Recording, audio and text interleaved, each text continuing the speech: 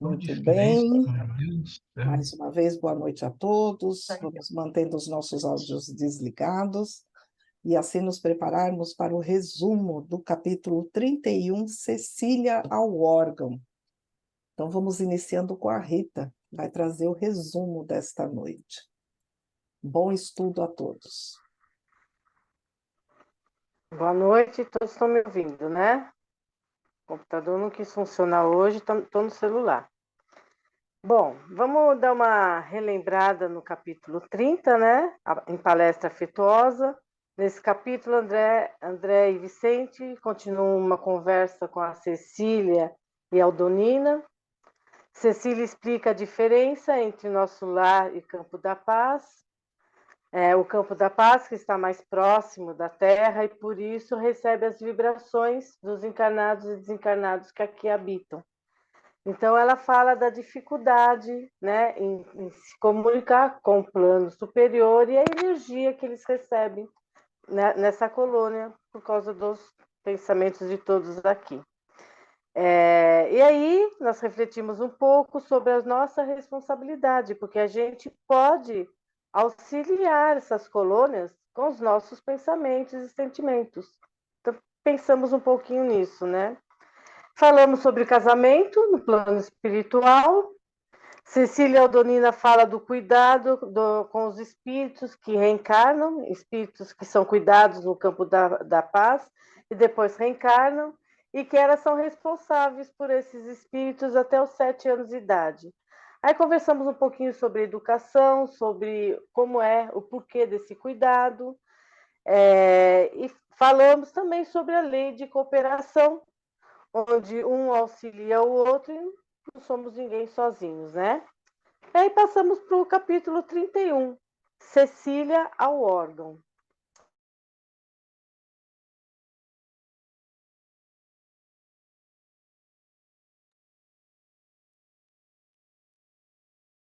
Rita, acho que congelou um pouquinho. Vamos verificar se ela... Oi, estão me ouvindo? Sim, voltou, Rita, voltou. Voltou. Então, a reunião no posto de socorro, que é vinculado com o Campo da Paz, transcorria num ambiente fraterno. Como o André relata, sem o mínimo espaço para hipocrisia ou conversas vulgares. Em dado momento, o anfitrião convidou a todos para se dirigir ao salão de música. O André Luiz descreve esse salão, né? Fala que ele é um recinto enorme, muito bem iluminado, e ele relata o seguinte, no qual um coro de pequenos musicantes executava harmoniosa peça ladeando um grande órgão, algo diferente do que conhecemos na Terra. 80 crianças, meninos e meninas surgiam ali num quadro vivo encantador. 50 tangiam instrumentos de corda e 30 conservavam-se graciosamente em posição de canto, executavam com maravilhosa perfeição uma linda barcarola que eu nunca ouvira no mundo. Ao término da apresentação, Ismália pediu a Cecília que tocasse uma canção. A esposa de Alfredo se lembrou do tempo dela, ela relatando que o tempo dela, ela tinha saudades do tempo da infância, da adolescência, com os pais dela. Os pais dela gostavam muito de composições europeias. E assim, aí a senhora Bacelar, ela recordou de uma música que o pai de Ismália escutava muito, né? E sugeriu para que a Cecília tocasse essa música. A jovem, acompanhada do coro das crianças, tocou de forma magistral a música que é a Tocata e Fuga em Ré menor de Bach. Todos os presentes ficaram emocionados, principalmente Ismália. Os pensamentos dela iam na época em que ela vivia com os pais na Terra. Em seguida, Ismália pediu que Cecília executasse uma canção de sua própria alma. E o André relata: a jovem sorriu, voltou ao teclado, mas permanecia agora fundamente transfigurada. Seu belo semblante parecia refletir alguma luz diferente que vinha do mais alto. Começou a cantar de maneira misteriosa e comovedora.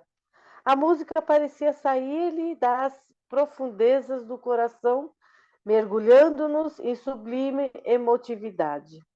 Procurei guardar as palavras da maravilhosa canção, mas seria impossível repeti-las integralmente no círculo dos encarnados na Terra. Como se fora rodeado de claridades diversas daquela em que nos banhávamos, Cecília cantou com voz veludosa e cariciante. E ao tocar as últimas notas, a senhora Bachelard informou que a canção executada pela filha retratava seu amor ao Hermínio. Como ela mesma fala, um espírito que vivia de queda em queda. Por isso, Cecília não poderia contar com o amado por um bom tempo, mas não desanimava e continuava trabalhando, cheia de esperança. Quando Cecília se desculpou a Ismália por ainda ter o coração ligado à terra, a esposa de Alfredo a abraçou, compreendeu seu sofrimento íntimo e disse: devotar-se não é crime, minha boa Cecília. E ela falou uma frase muito bonita, olha só. O amor é luz de Deus, ainda mesmo quando resplandeça no fundo do abismo. E é isso. Esse é o resumo. Obrigada, Rita. Uma lição aí, um capítulo até curto, né? Porque tem o trecho da canção que André Luiz trouxe, mas nós temos informações bem interessantes aí para refletirmos. Muito bem.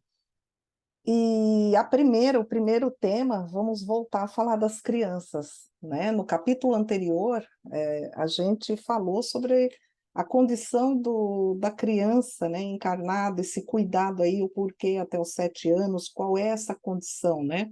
Essa condição, vou usar o termo aqui, vulnerável, porque está ali ainda recém-chegado do plano espiritual, uma verdadeira esponja absorvendo de tudo, né, à sua frente. Então, um cuidado que nós devemos ter, e a espiritualidade não seria diferente, mantém esse cuidado com os espíritos nessa condição, que é uma transição, é um processo ali, até adentrar totalmente na encarnação.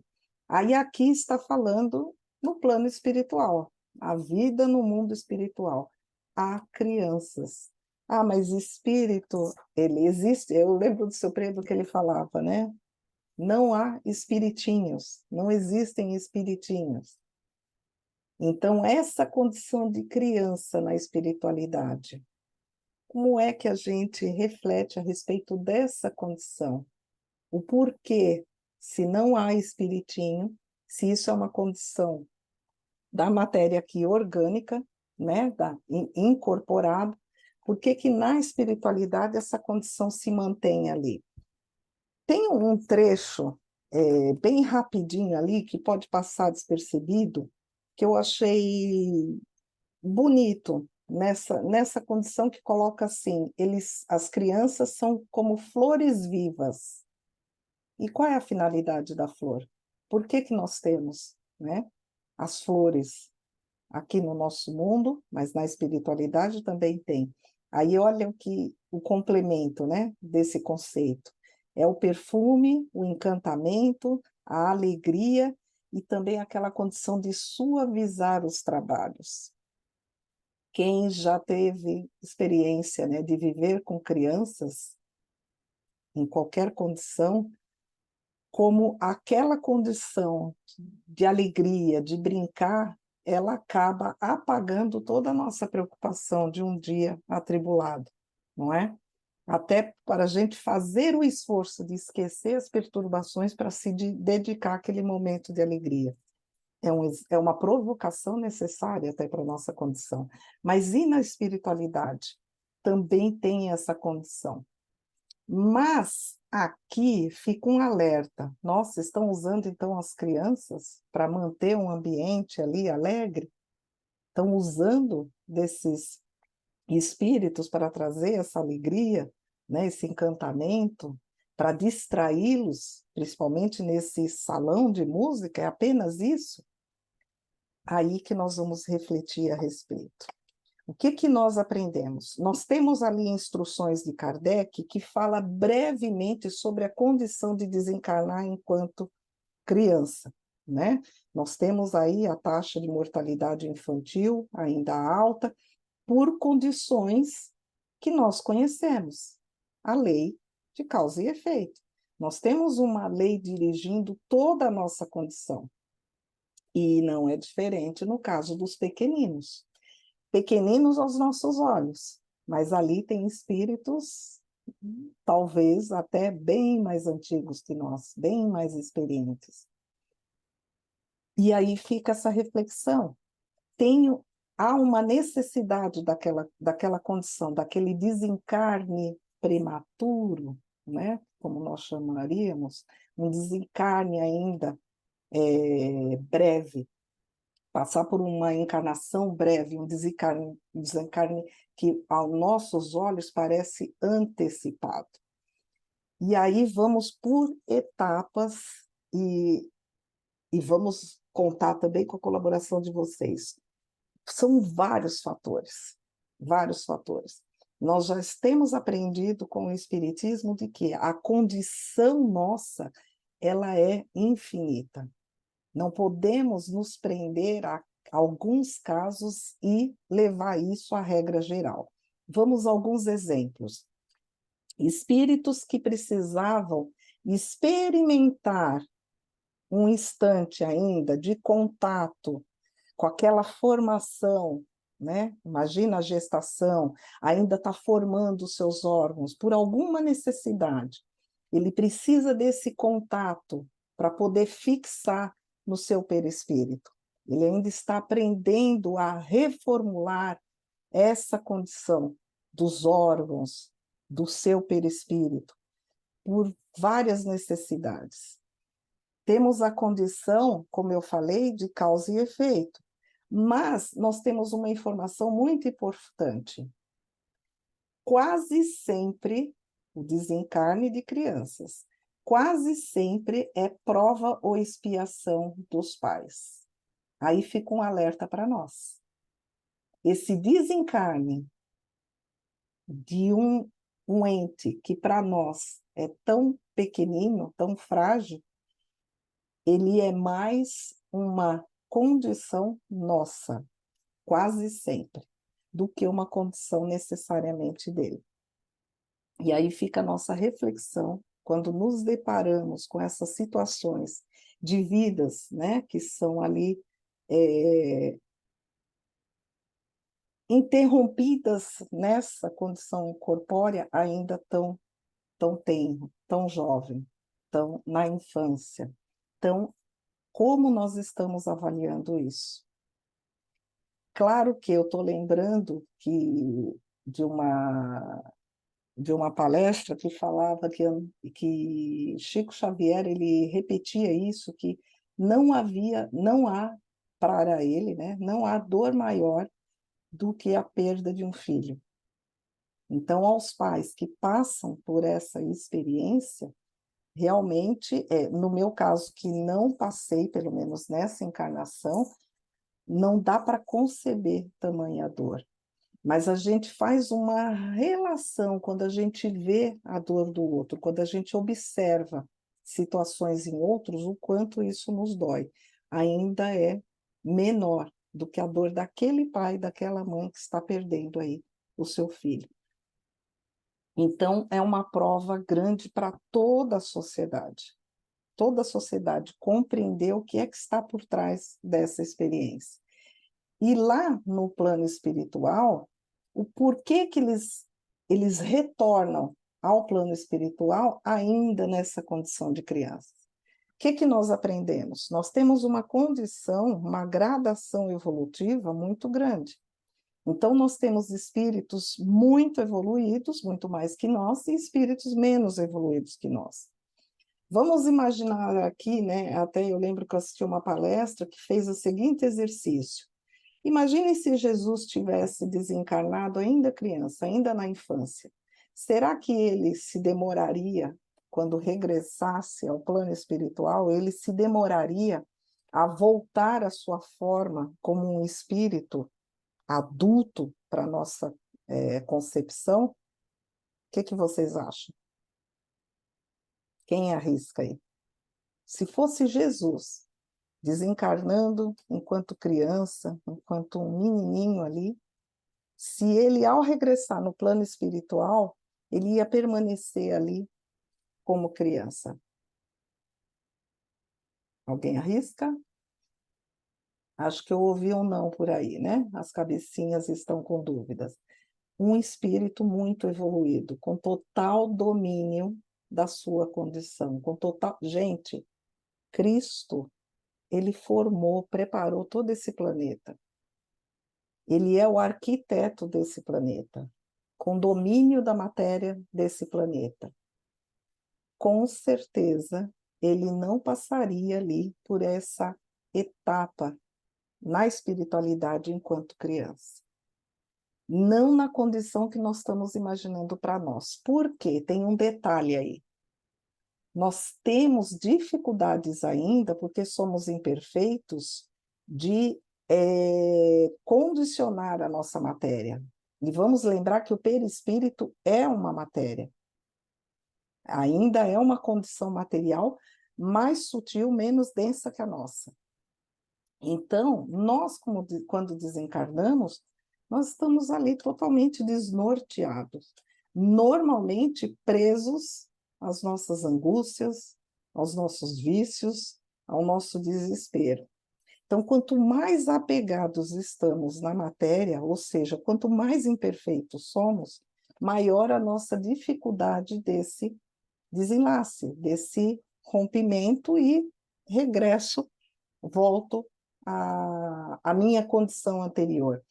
Então, em que sentido? Eu, Yolanda, estou lá na espiritualidade e vou me preparar para reencarnar. Vocês me conhecem assim. Eu passo por um processo de preparo para essa encarnação, para a próxima. Então, há um período aí que varia para cada um também.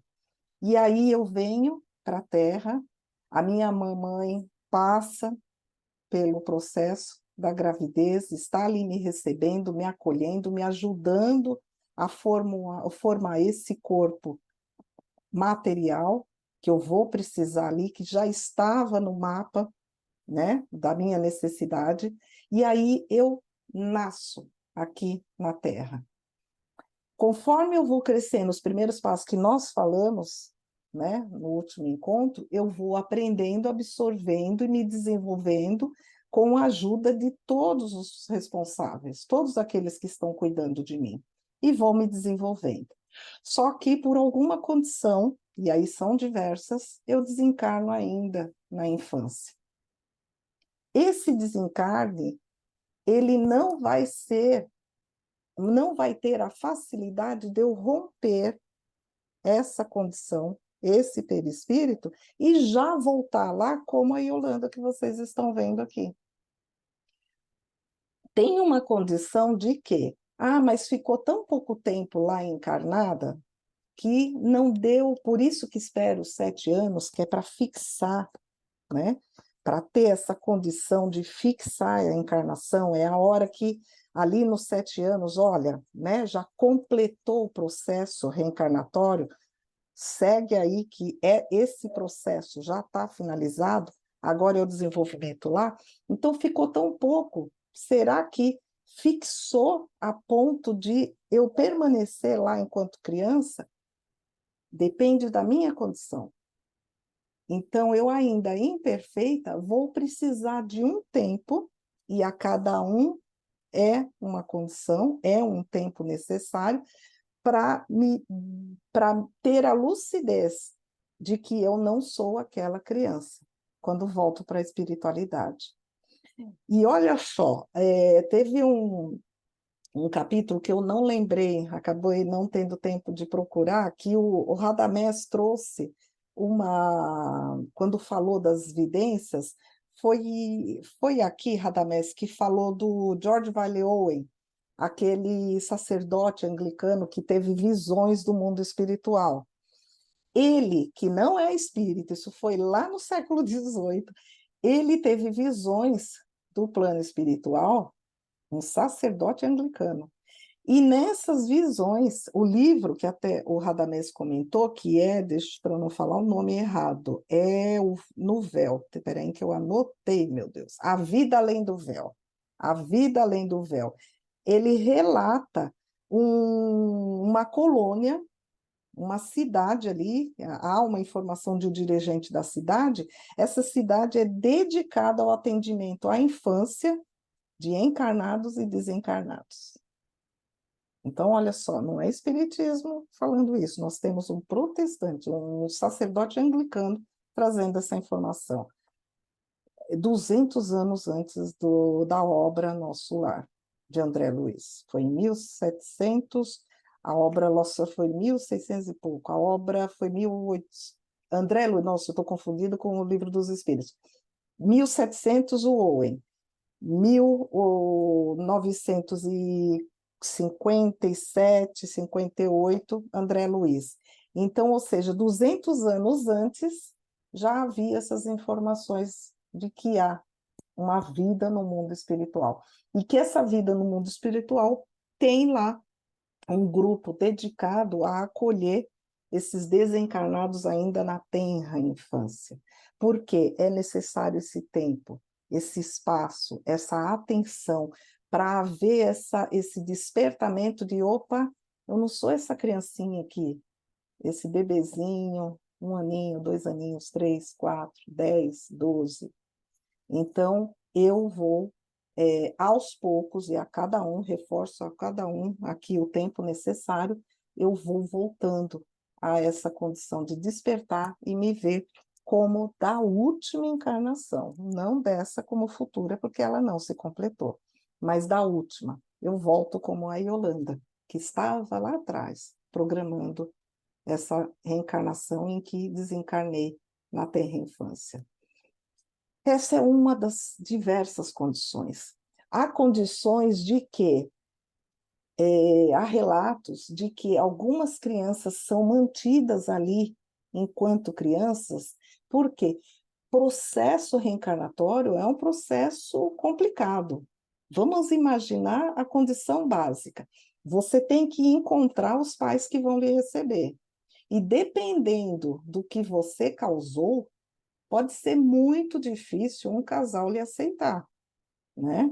Então, Yolanda, olha, nós vamos ter um trabalho aí para ver, porque a ficha corrida é grande e não é qualquer casal que vai aceitar te receber, não.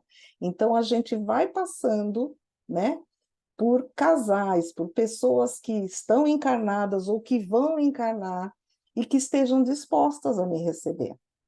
E aí, eu que preciso reencarnar, vou vender meu peixe, orando, vibrando para que eles tenham paciência, não é? Eu preciso dessa condição. Então, isso também pode levar muito tempo. Não estou falando nem da condição de eu já não vou aceitar reencarnar. Então, isso pode levar muito tempo. Pode ser um processo longo. E aí, para aqueles que gostam, né, de analisar custo-benefício, se eu desencarnei na tenra infância e tenho já um plano B disponível, eu posso ser encaminhada para o processo reencarnatório me mantendo ali enquanto criança, porque facilita o que seria esse plano B. Faz sentido, gente? Essa contabilidade divina, ela é muito complexa. A gente precisa fazer um exercício e ampliar as nossas condições, não é? E entender que a espiritualidade aproveita toda e qualquer oportunidade. Porque há essa condição, peraí, ela ali está na espiritualidade ainda enquanto criança, e olha, tem um projeto B dela aqui, ó, já está viável, tem possibilidade ali. Eles me recolhem, a criancinha Yolanda, ali na espiritualidade, recolhe, e eu estou ali sem perceber nada. Estou ali, né, vivendo a minha vidinha, ainda que na infância espiritual. Então, não necessariamente vou precisar passar por um despertamento, né, me entender como um espírito ali já formado, adulto, para depois voltar para o processo. Então, há todas essas condições possíveis na espiritualidade. São diversas. E aí fica um pouquinho mais para a nossa reflexão, ampliar aí os nossos horizontes com relação à importância de se compreender o porquê tem aquele elemento. Então, não apenas estão ali para levar alegria, encantamento, né? Uma descontração na espiritualidade. Da mesma forma que acontece com a natureza. Talvez a gente volte a falar da natureza, mas eu vou lembrar aqui que uma informação muito importante e que foi num grupo de estudo outro, que o Radamés estava presente, e uma das integrantes do grupo falou que aqui encarnados a natureza evoluiu, não é? O exemplo até que ela deu, que foi maravilhoso e fica simples. O grão de trigo do passado não é o mesmo grão de trigo hoje. É um grão de trigo mais evoluído. Então a gente percebe que a natureza, e ela falou, a condição das flores, do colorido das flores, veio muito depois. É só a gente pensar como era esse mundo primitivo, né? De como era aquela natureza rústica, rude, que precisava daquele processo mais pesado e turbulento, então as coisas eram mais rústicas, e aí a coisa foi se embelezando. E por que da beleza? Por que a importância da beleza, a importância das cores, a importância de trazer essa alegria? Para nos ajudarmos, para ter um respiro. Não vou aprofundar nesse tema aqui, porque nós vamos entrar no tema de música e a gente pode voltar nessa ideia da beleza. Mas a criança também nessa condição. Como eu falei, a espiritualidade não perde oportunidade. Então, se há crianças em instituições ali sendo cuidadas, por que que esses espíritos ali, enquanto crianças, também não podem estar se relacionando com outros grupos, trazendo alegria, aquele descanso para esses espíritos que tanto se dedicam? Vamos lembrar ali a condição do trabalho da Cecília, da família Bacelar, uma condição pesada, dura. Então, esse momento de lazer tão importante, e a gente sabe o que é um ambiente cheio de criança. Eu lembro que o seu Pedro adorava ver as crianças correndo pelo salão, né? Que é uma energia ali boa circulando à nossa volta. Então, olha a importância, né, de estar se aproveitando. Auxilia esses espíritos a ter contato com esses adultos na espiritualidade, né? Por que que eu sou diferente dele? Por que que eu estou aqui criancinha e ele já é adulto? Como é que eu cresço?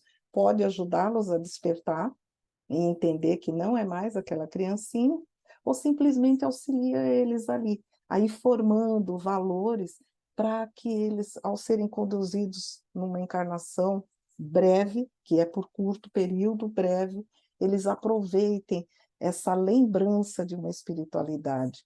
Olha como é gostoso. Imagina essas 80 crianças, né? Vamos considerar todos ali, né? Estamos fazendo um exercício aqui que passam por essa experiência da música, do canto, com essa alegria, com essa festividade, com essa leveza, como é que será que vão reencarnar?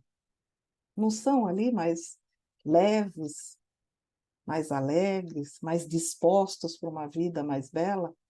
Acho que faz também sentido pensar que é um exercício, um preparo para eles também nessa condição. E aí, o último detalhe que eu achei assim, que acalenta o coração de mãe, né?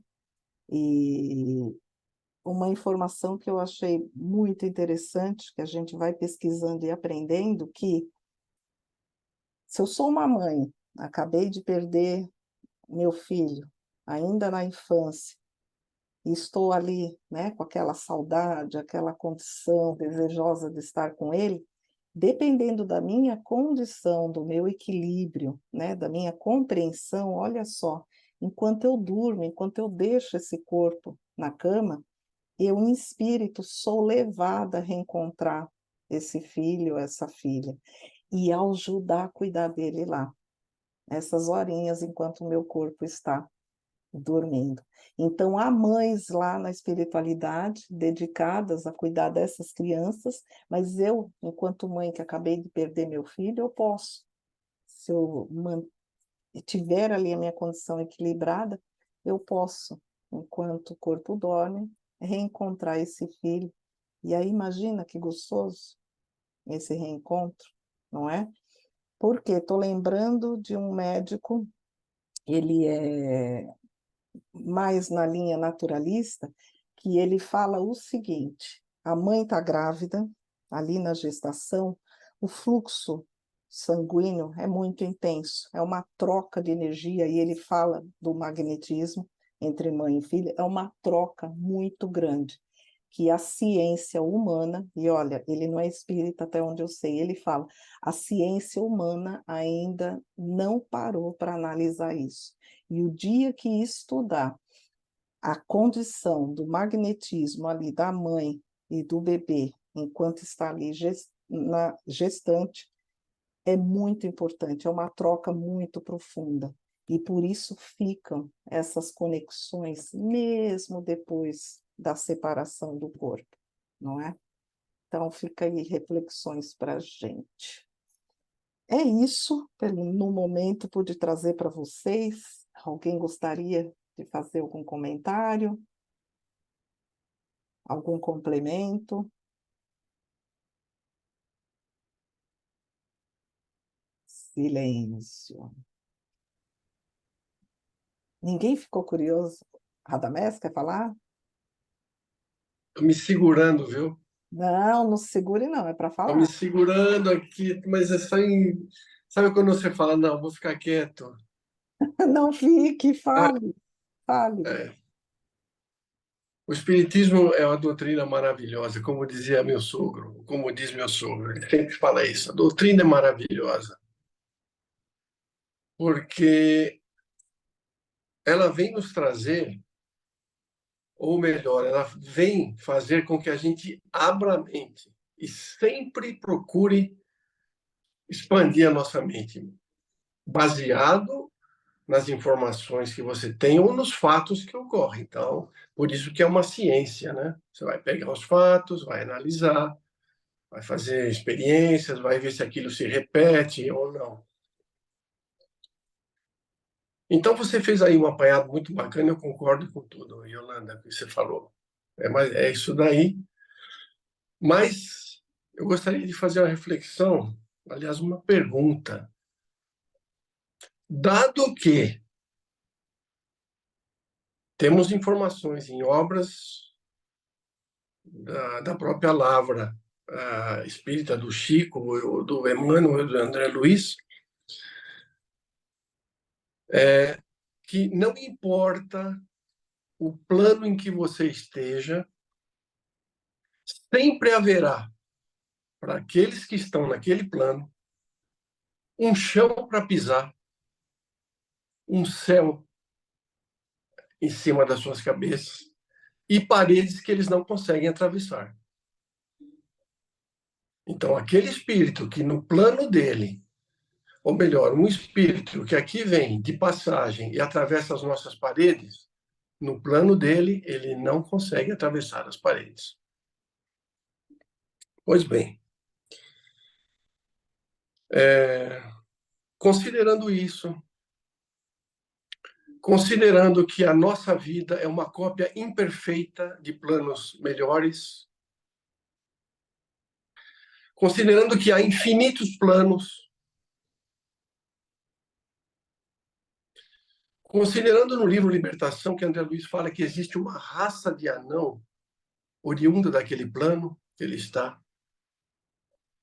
Isso eu só estou falando sem entrar em outros autores. O que vocês me dizem de crianças que possam ser gestacionadas em outros planos?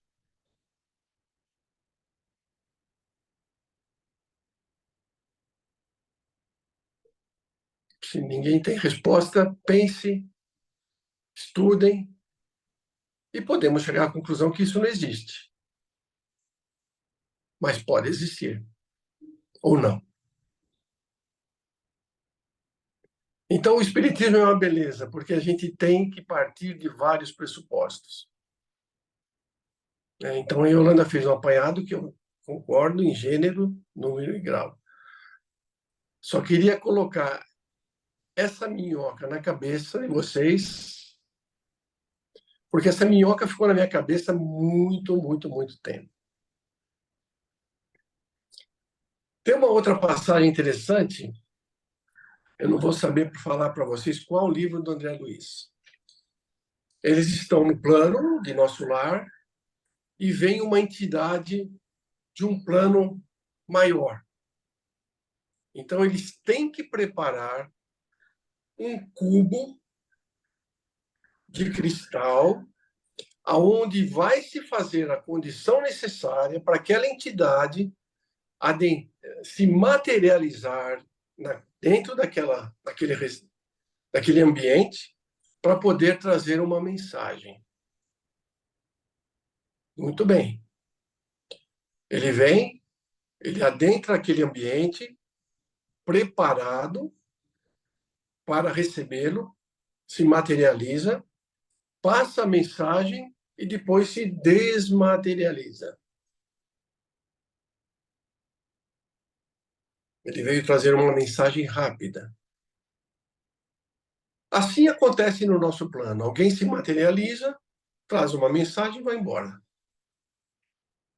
Mas se ele vem para ficar uma longa temporada, para nos trazer várias mensagens e se preparar para isso, ele não pode ficar materializado dessa forma, porque ele seria um agênere e esse agênere ele se materializa por pouco tempo.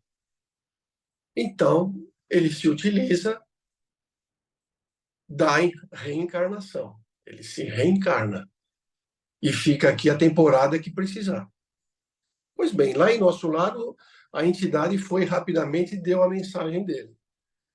E se por acaso ele precisasse ficar naquele plano por décadas, será que ele teria que reencarnar naquele plano? São dúvidas. Não vamos esquecer que nós somos uma cópia imperfeita de planos melhores. Então, essa minhoquinha, vou deixar com vocês aí, tá bom? Pense. Porque a gente tem que pensar em todas as situações. Assim como a Yolanda colocou várias situações das crianças, porque elas estão naquele plano, e acredito que sim, é isso mesmo. Será que existe mais uma outra condição de elas ali estarem? Tem gente que não gosta do autor, Dr. Inácio Ferreira. Ele tem vários livros. E ele é muito polêmico, muito, muito polêmico. Algumas coisas chocam a gente, daquilo que ele fala no plano que ele está. Mas se você usar a razão pura e simples, às vezes você percebe que, em alguns casos, puxa, mas isso aqui eu achei que há uma condição racional para isso. E ele dá um exemplo num livro chamado Fundação Emmanuel. É um livro bem interessante.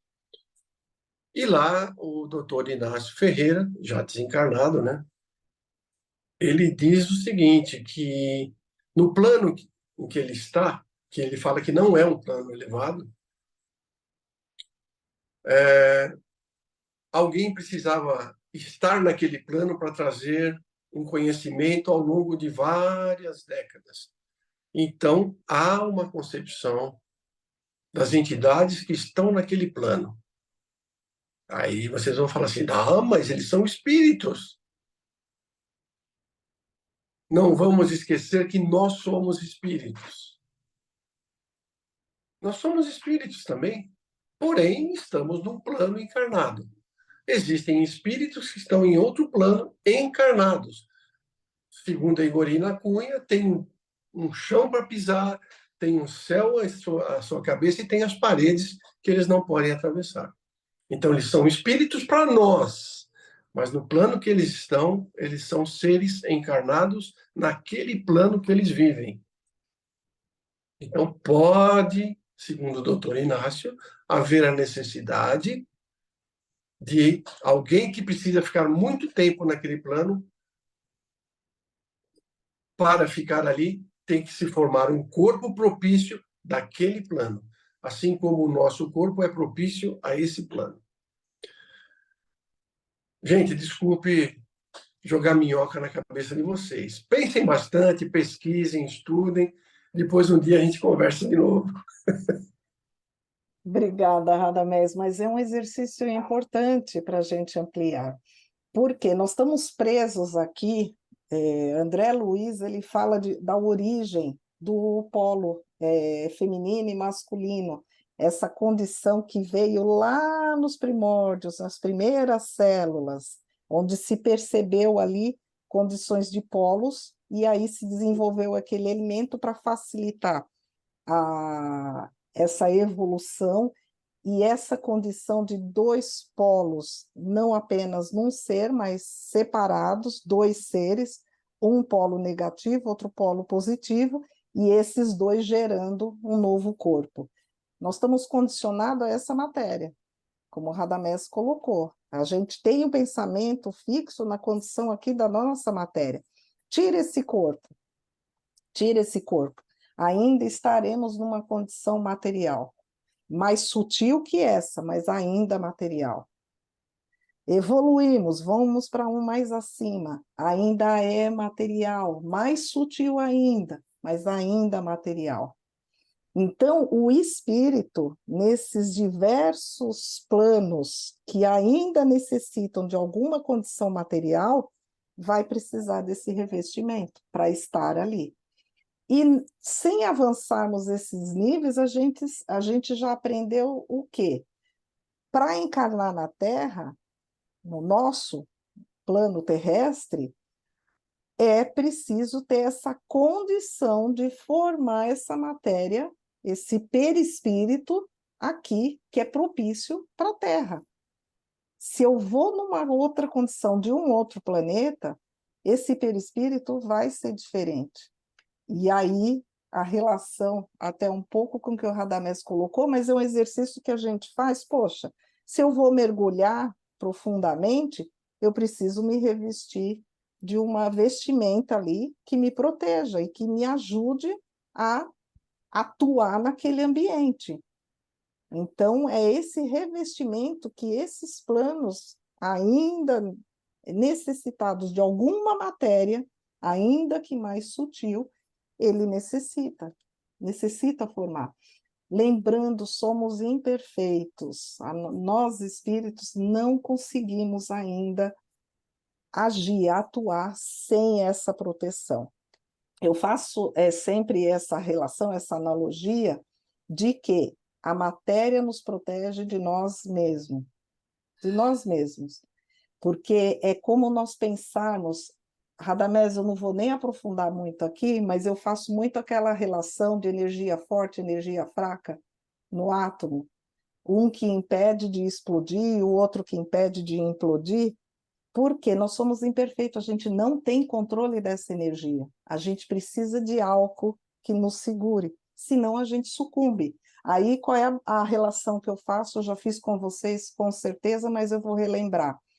A gente pega uma criança que acabou de ficar em pé, está lá nos seus 7, 8, 9 meses, acabou de ficar em pé, ainda está bambinha das pernas, né? Ensaiando os primeiros passos. A gente quer que ela evolua, que ela evolua, não queremos? A gente quer que ela aprenda a andar e correr, não é isso que a gente quer? Vamos acelerar esse processo? Quem topa pegar uma criança dessa e colocar numa ladeira e soltar ela e dizer, vai, desce correndo aí. Alguém aqui gostaria de fazer essa experiência? Vamos acelerar essa evolução?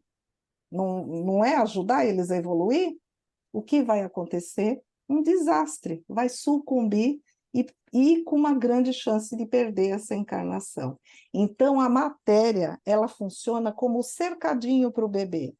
Né? Algumas crianças passaram pela experiência de estar sentado num cercadinho, ou algumas, né? Ó, você não pode entrar aqui, você não pode abrir isso, que é para sua proteção. A matéria nos protege de nós mesmos, enquanto imperfeitos ainda somos. E aí fica o exercício lançado pelo Radamés, né? Quem quiser. E olha, não afirmei nada, viu, gente? Eu não fiz nenhuma Sim, afirmação. são Eu só ou levei. teorias, Vou teses, falar, o Radamés teorias. falou tal coisa assim, assim, não.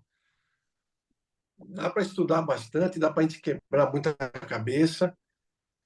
E eu acho que a beleza do Espiritismo é isso. É Ele isso. não traz nenhum dogma para nós, fala, é isso aqui. Não. Nós temos informações aqui do André Luiz, e nós sabemos que quando ele escreveu, o Emmanuel chegou para ele e falou assim: corta metade. Ele refez tudo de novo, foi trazer, não, corta mais um tanto, porque a gente não tinha condições de entender tudo o que ele precisava trazer. E depois nós fomos percebendo que ao longo dos livros, ele começou a soltar balão de ensaio aqui, balão ali, balão acolá, né? E aí a gente tem que ficar com a mente aberta mesmo. O Espiritismo quer que nós avancemos pesquisando e procurando entender o universo que está à nossa frente. A Lucilena fala, eu não quero adentrar muito, mas assim, a Lucilena Galvão, quem não acompanha, é uma filósofa maravilhosa. E ela fala o seguinte: nós só enxergamos aquilo que temos condições, ou só aquilo que nós queremos ver. O que não temos condições, ele está ao nosso lado e nós não enxergamos. Aí tem exemplos típicos, né? Você se encantou, apareceu na sua ideia que você quer um carro azul claro. Aí você vai e compra um carro azul claro. Depois que você comprou o bendito carro azul claro, aparece 1000 carros azuis claros em volta de você. Você nunca prestou atenção, mas ele já existia. Então, a nossa vida é assim, a gente foca muito as coisas e o universo está ao nosso lado aqui, está funcionando, que é uma beleza, né? E disse também que tem até eu esqueci o nome do sábio, mas ele disse que quando ele olhava para uma floresta, ele só via um monte de lenha para acender a lareira. Poxa, a floresta tem tanta coisa maravilhosa, né? Quanta vida tem numa floresta? Aves, animais, a própria vegetação, os vegetais de várias espécies. E o cara fala, não, eu olho para uma floresta e só vejo um monte de lenha para queimar. E nós pensamos mais ou menos assim na nossa vida, né? Então, gente, vamos estudar. Se eu não me engano, é Sirihan, que a Lucilena fala, dessa condição de olhar para a floresta, é uma a colocação dele. Muito bom. E aí, só para incrementar na lenha, né, que o Radamés colocou, a questão 81 do Livro dos Espíritos, Kardec pergunta assim, ó, só para botar mais lenha, gente. Isso não vai ser, vamos passar para o segundo tema, mas para ficar mais quente. O Kardec perguntou: os espíritos se formam espontaneamente ou procedem uns dos outros? A resposta: Deus os cria, como a todas as outras criaturas, pela sua vontade. Mas, repito ainda uma vez, a origem deles é um mistério. Como e quando Deus cria, ainda é um mistério para nós. E seguimos. Bom, só para fechar, eu não disse que dois espíritos criam um espiritinho. Não, Sim, quem cria os sim, espíritos não é isso. é Deus. mas eu digo que ele prepara uma condição para aquele espírito adentrar ao corpo. Vamos Exatamente. partir para a próxima. Deus cria tudo, o tempo todo. Mas a condição, Ok. como e quando, ainda é um mistério para nós. Está aqui em Kardec, questão 81 do Livro dos Espíritos. E, Yolanda, nós dois ficamos falando, mas não deixamos o pessoal falar, né? Pois é, pois é. Não sei se alguém quer fazer algum comentário, fique à vontade, gente. Aí eles ficam inibidos, acho que a culpa é nossa, Radamés. Fala demais, aí. A culpa é nossa. Eu vou ficar quieto. Não, não vai, porque você vai falar agora. Vamos É então para o verdade. próximo tema. Caso durante o próximo tema vocês queiram trazer algo do primeiro, fiquem à vontade. E aí o Radamés vai trazer comentário agora a respeito da música que é trazido nesse capítulo. Radamés. Pois é.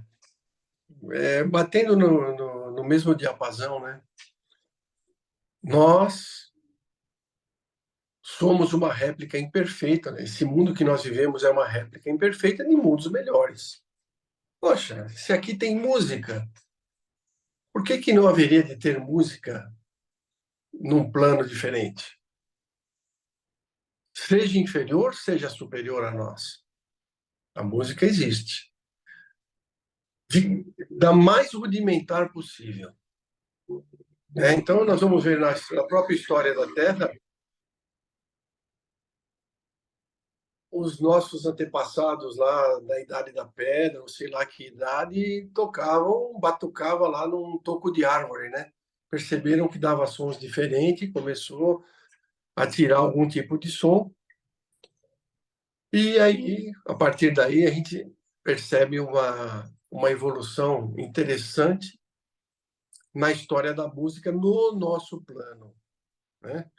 Instrumentos rudimentares, aquelas cítaras que existem até hoje no Oriente, de uma corda, duas cordas, na China, no Japão. O pessoal tem lá o toikoto que fica, né, com uma, duas cordas procurando as notas. E depois nós vamos ver a grande explosão da música que ocorreu,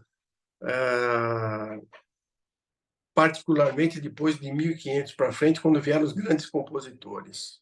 Um deles é citado aqui no nosso capítulo, que é Johann Sebastian Bach,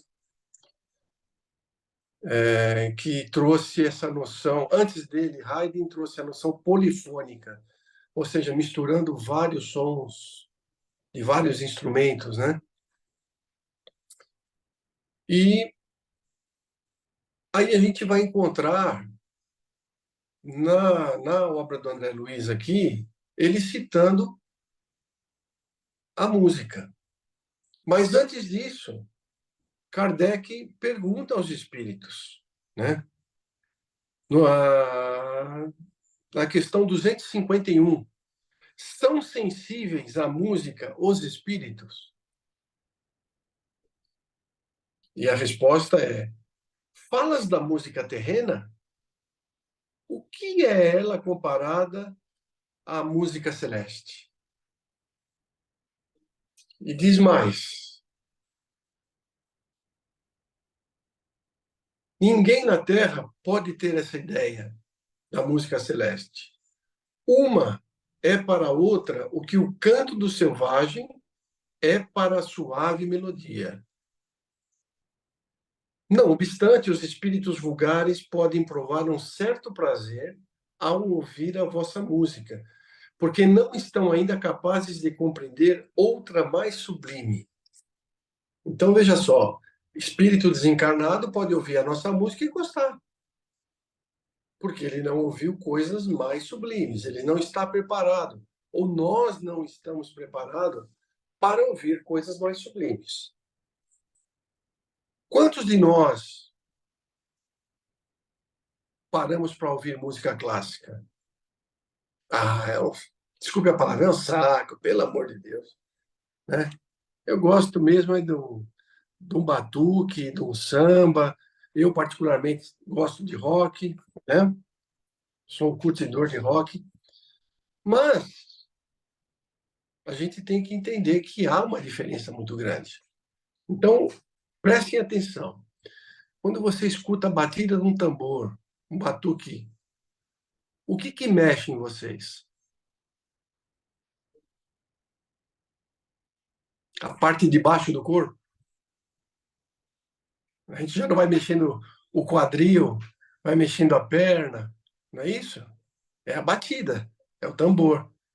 Ele tem uma vibração que mexe com nossos chakras inferiores. Não tem nada de errado isso aí, gente. Ninguém aqui está dizendo que está errado ou que não. Não, está tudo certinho. Mas só para a gente entender, porque a música é harmonia, é vibração. Se você põe lá um osciloscópio, o microfone bate, ele faz uma forma de onda senoide, né? E essa forma de onda senoide, que a gente acha na natureza em tudo, no vento, na água, nas ondas, tudo mais, é a frequência que nós somos formados de corpo material, por frequência. A matéria vibra numa frequência. Então, quando batemos num tambor, vitimado, vocês não tenham dúvida, vocês vão começar a mexer o quadril, vão começar a mexer as pernas, né? Um samba gostoso. Aí vai alguém num rock and roll danado, aquele rock bravo, vai mexer com a gente, né? Tirar a gente da cadeira. Mas quando a gente passa a ouvir um violino, um quarteto de cordas, uma orquestra, tocando músicas clássicas, que eleva, a gente não vai mexer o corpo. É os nossos chakras superiores, né? É o coração, é o mental, a gente vai se elevando para atingir certos estados na nossa sensibilidade. Então vai depender de cada um. Por isso que o Kardec fala, né? A música terrena, cara, não dá para a gente imaginar uma música celeste. Apesar de a gente ter músicas maravilhosas, né? Que nos faz elevar o pensamento, faz pensar. Então, lá antigamente, Platão já dizia que a música é o remédio para as almas. Eu separei aqui uma música que, na época, me chamou muita atenção. Deixa eu ver aqui.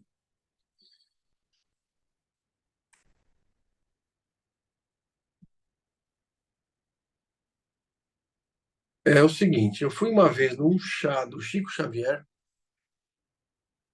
quando ele ia naqueles chás que os artistas e aquela coisa tal, foi um grupo musical falar sobre música e falar assim, poxa, não é só música clássica que traz boas informações.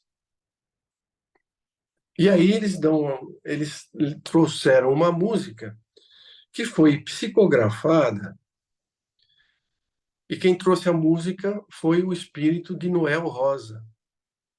Noel Rosa, nós sabemos, foi no início do século XX, um sambista, né? Boêmio, vivia na boemia o tempo todo. E trazia aquelas musiquinhas que, para a época, era o samba-canção que se ouvia.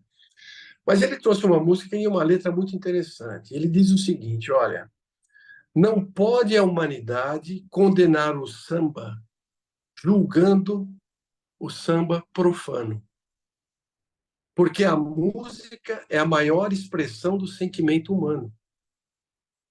Não é a melodia que incentiva a maldade ou a corrupção. Em samba ou sinfonia, mostra o cantador sua evolução. Ensinamos crianças contando historinhas a conhecer Jesus e o letrado aprende, através da ciência, o caminho da luz. Aprendemos a servir ao nosso mestre amado, amando o nosso irmão. Pois ao malandro velho se ensina o evangelho é com samba canção. A música é bonita, é um sambinha, né? Muito cadenciado, mas a letra traz uma mensagem muito bacana. Você não ensina malandro velho se não for através. Você não ensina o malandro velho o evangelho através de um samba-canção. E outras músicas aí a gente vai encontrar na história toda nossa, né? Mas, evidentemente, a música divina, a gente não tem ideia. E ele relaciona aqui um órgão diferente. Aí, penso eu, o que seria esse órgão? Porque quando o André Luiz escreveu esse livro, ele está num plano mais evoluído que o nosso, mas foi em 1950 e pouco. Olha quanta coisa, se nós pegarmos na nossa época o nosso órgão, que era aquele órgão tocado por ar, né, que passava pelos tubos e as válvulas do teclado e tudo mais. Cara, hoje nós temos música eletrônica, nós temos sintetizadores maravilhosos que fazem os sons mais malucos possíveis e sons divinos, né? Então, fico imaginando como seria esse órgão. E também ele diz que as crianças estão lá com vários instrumentos de corda. Eu adoro instrumentos de corda, né? O violino, a viola, violoncelo, é uma coisa maravilhosa. Mas também adoro uma boa guitarra que faz um som muito bacana. Então, o que seria essa música, né? Não importa. O que importa é que ela consiga te elevar. Então, vamos pegar o Johann Sebastian Bach. A tocata que ele fala aqui é uma música que toca muito. E ela toca até em algumas situações meio esdrúxulas, porque ela usa notas, por exemplo, Lá maior. Então, toda nota que está em maior, ela nos eleva. Toda nota que está em menor, ela nos traz para baixo. Teve uma época até que a igreja proibiu uma sequência de notas. Vocês acreditam? Porque eles falavam que era a música do diabo. E essa sequência de notas a gente vai encontrar, são sons dissonantes, nós vamos encontrar esses sons em filmes de terror. Sabe quando dá aquele suspense, dá uma notinha, outra notinha? Isso foi proibido pela igreja uma certa época, porque ela afunda a gente. A frequência que ela está vibrando, ela pode contagiar a gente e fazer com que a nossa frequência caia. Ao contrário da música espiritual evoluída. Ela é de uma frequência alta, então essa frequência contamina a nossa frequência e joga a gente para cima. Então é isso que a gente vai observar nessa passagem desse capítulo 31, né? E a nossa amiga lá vai tirar do coração tudo aquilo que ela tem para cantar para o amado dela, que está perdido lá nos abismos, né? Errando cada vez mais, mas ela continua amando esse ser e ela faz uma música que vai tocar o coração de todo mundo. Assim como boas músicas que temos hoje na nossa terra, que faz com que a gente sinta emoção, seja ela qual for. Johann Sebastian Bach, além dessa tocata, ele tem uma famosa que é Jesus, Alegria dos Homens. Quem que não conhece Jesus, Alegria dos Homens? É uma música maravilhosa. Concertos de Brandenburgo, Vivaldi com as 4 estações, né? Beethoven, tem uma passagem de Beethoven muito bacana, que ele estava passando uma temporada no campo, e ele ouvindo o som das águas, o canto dos pássaros, o vento balançando as folhagens, e um lavrador cantarolando uma música rural, simples, uma melodia muito simples. E ele, gênio que era da música, captou tudo aquilo e escreveu a Sexta Sinfonia, chamada A Pastoral. Então, se vocês puderem, pesquise na internet e escute a Pastoral e vocês vão escutar a natureza nessa música toda. Então, minha gente, em Obras Póstumas, tem uma passagem que eles falam sobre o maestro Rossini, foi um dos grandes mestres da música, Mas mesmo assim, eles dizem o seguinte: o grande maestro Rossini, criador de tantas obras-primas, nada mais fez do que debulhar algumas das pérolas menos perfeitas do escrínio musical do mestre dos mestres. Nada, os músicos falando, nada inventamos, nós copiamos do grande livro da natureza. E a multidão aplaude quando não deformamos demais a partitura. Então, esses espíritos são especialistas em pegar a obra divina, o universo que vibra em torno de nós, e transforma isso em músicas para que a gente possa se elevar ou decair. Tá bom? Só para lembrar, no livro Nosso Lar, André Luiz, no capítulo 3, na oração coletiva, ele diz que existe uma música ambiente, né? Depois, no capítulo 2 também, em Notícias do Plano, ele fala que ele está passando pelo plano ali de Nosso Lar, conhecendo o Nosso Lar, e de repente ele escuta músicas na via pública, que procedia das oficinas de trabalho. Então, os espíritos trabalham do lado de lá também. Não é só a gente aqui, não. Tem várias oficinas de trabalho. Só que lá, para ser estimulado um trabalho com alegria, eles estimulam cantarolar. Cantar enquanto trabalha.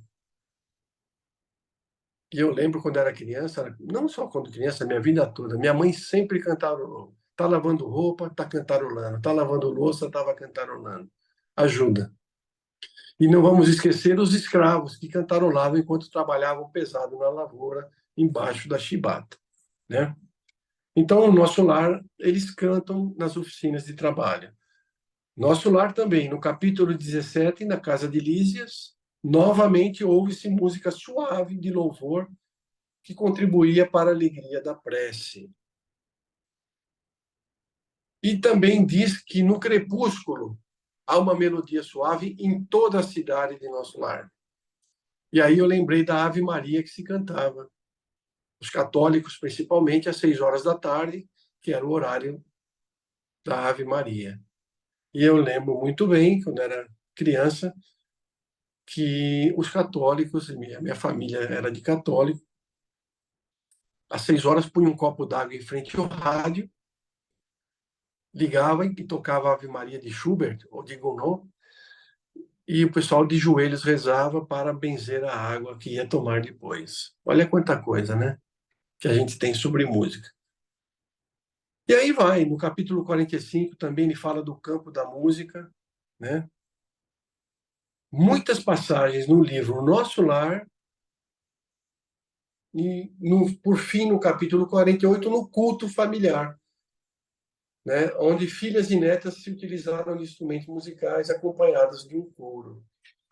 Então, gente, não vamos fazer do plano espiritual uma coisa que a gente acha que é muito diferente daquilo que a gente está vivendo. Muitas diferenças, sim, mas vamos encontrar, como a Yolanda falou, porque a natureza não dá salto, nós vamos encontrar muitas coisas, graças a Deus, né, parecida com aquilo que a gente vive. Porque senão a gente ia se sentir um patinho fora d'água. Tá bom? Eu acho que é por aí. Muito bom, obrigada, Radamés. O ambiente precisa ser próximo do que a gente conhece para a gente se sentir acolhido, né? Próximo, próximo. Muito bem. Alguém gostaria de comentar? Gente, música. Só lembrando, né, que a gente poderia trazer aqui essas canções, porque muitas, principalmente essas de Bach, que a gente não lembro nenhuma. Gente, a hora que começa a ouvir em filmes, vários momentos, em games, né? Os jogos estão utilizando muitas canções, os clássicos, aí a gente vê quão populares são. Mas, infelizmente, aqui a gente não vai conseguir colocar, porque na hora de lançar o vídeo, né, lá no canal, ele acaba travando, né? e por experiência a gente está cortando qualquer coisa fora do que a gente produzia aqui, por causa de direito autoral e tudo mais que ele considera que é fora do escopo. Mas enquanto alguém se aquece, o que eu acho bonito, essa relação que fala da arte divina, então é uma arte de Deus. Mas aí a gente fala, então qualquer música é arte de Deus? Não. Como é que a gente sabe a diferença? Regrinha de Platão, que fala, quando ele falou sobre o bom, o belo e o justo, no belo, o que que ele disse? Quando que a gente sabe que algo é belo? Quando transcende, quando você transcende, eleva o seu pensamento. Transcendeu, elevou, saiu daqui, dessa matéria, trouxe algo além, que você não consegue nem explicar, mas te tirou daqui do material, é o belo. Assim como para toda arte, para toda beleza. A nossa beleza, ela é real quando estamos transcendendo.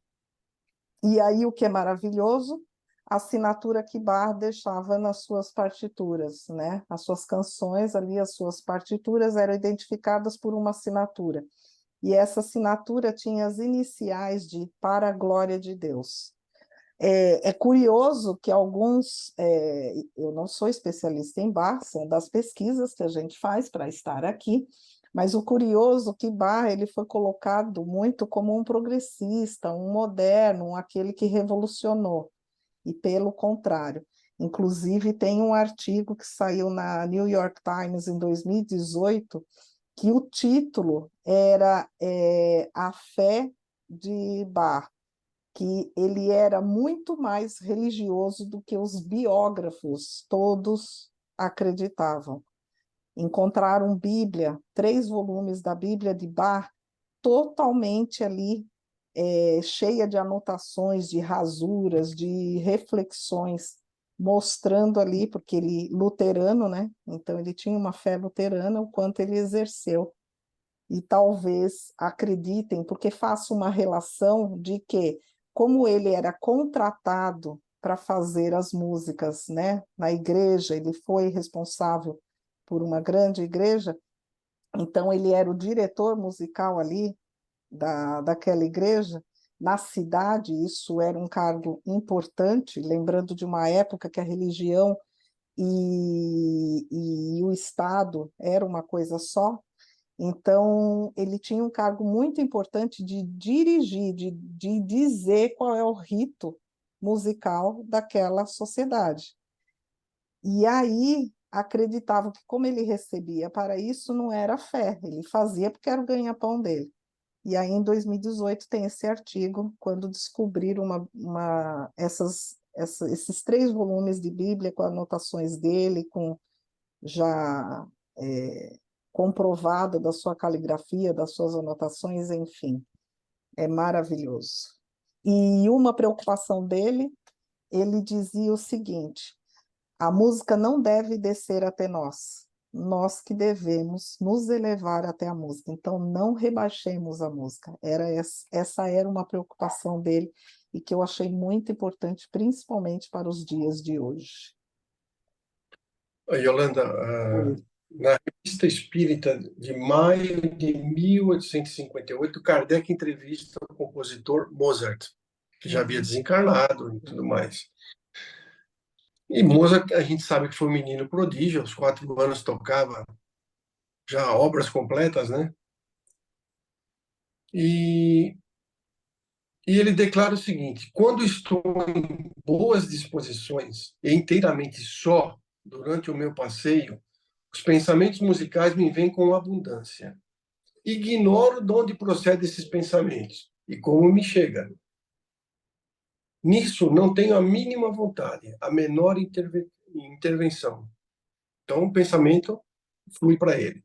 Ele é um habitante de Júpiter e ele revela o seguinte: onde habito, há melodia em toda parte. No murmúrio das águas, no cistiar das folhas, no canto dos ventos, as flores rumorejam e cantam. Tudo produz sons melodiosos. seja bom e alcance esse planeta pelas suas virtudes. Legal, né? Muito bom, muito bom. E aí, gente? Alguém mais? Alguma observação? Algum comentário? Dúvida ninguém tem. Isso está fácil. Por hoje é isso?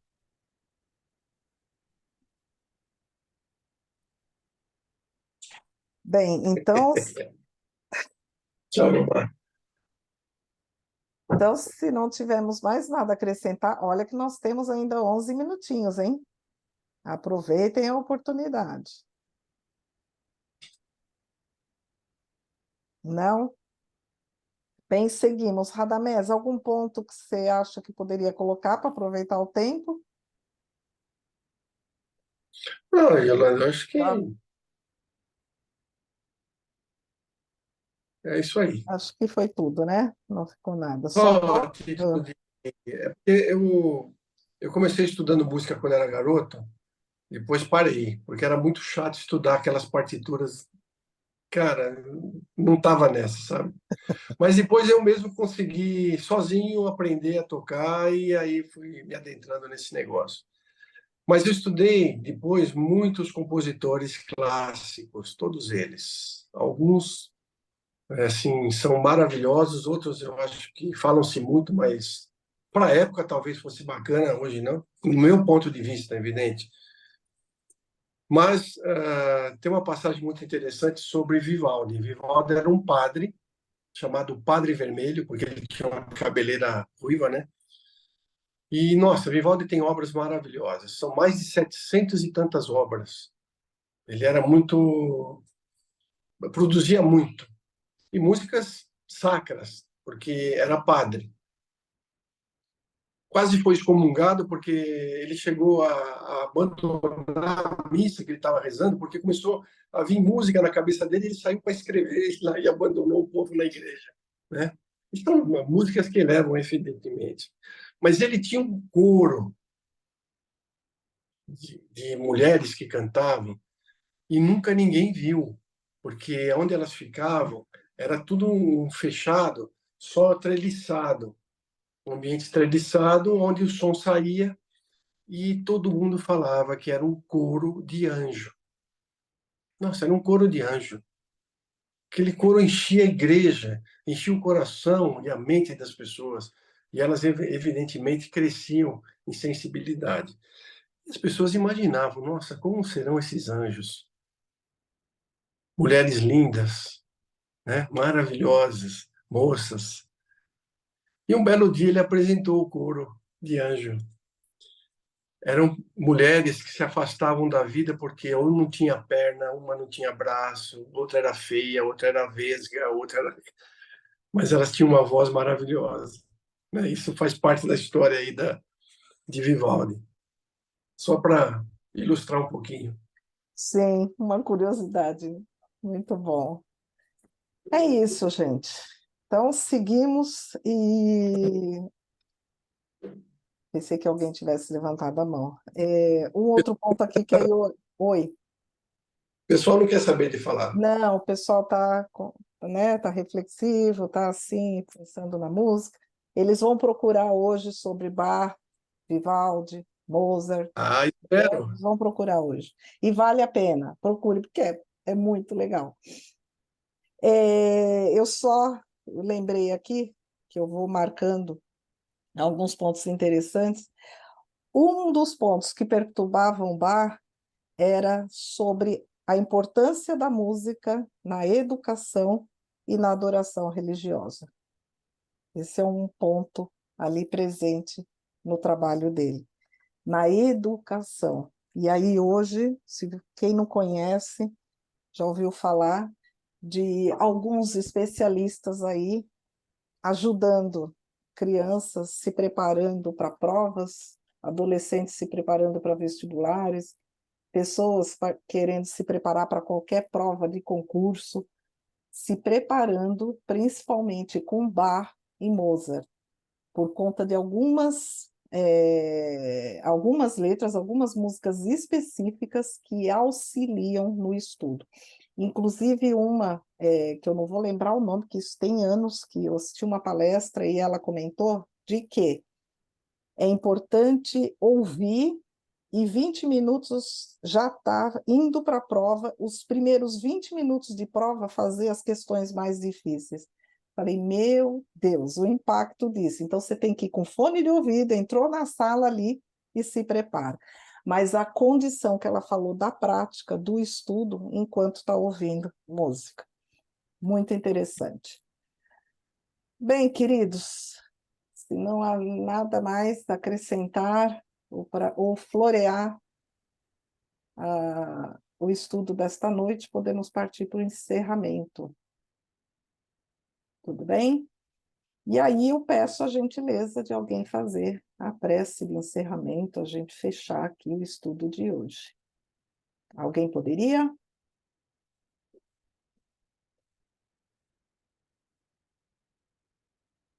Eu vejo um se movimentar, eu falei, é isso. Vai, você mesmo. Pode ir, Carlos. Movimentou, mexeu o braço, falei, Eu é. faço. Aqui é igual você fala, né? Se levantar o braço é puxado, é assim, É, movimentou, eu puxo. Por então, favor. então vamos lá. Vamos agradecer ao Pai, ao Mestre Jesus, por mais um encontro dessa noite, por esse bate-papo incrível e tantas informações que só tem a nos enriquecer, mostrando como é belo e como temos tantas coisas para aprender. Agradecemos a oportunidade, cada um está aqui essa noite, que possamos estar aqui há 15 dias, para mais esse encontro, para mais esse aprendizado. E assim, finalizamos o nosso bate-papo de hoje com a prece. Pai nosso que estais nos céus, santificado é o teu nome. Venha a nós o vosso reino, seja feita a tua vontade, assim na terra como nos céus. O nosso de cada dia nos dai hoje, perdoai as nossas ofensas, assim como nós perdoamos a quem nos tem ofendido. E não nos deixe cair em tentações, livra-nos de todo mal. Que assim seja, graças a Deus e graças a Jesus. Obrigado. Obrigada, uma boa noite a todos.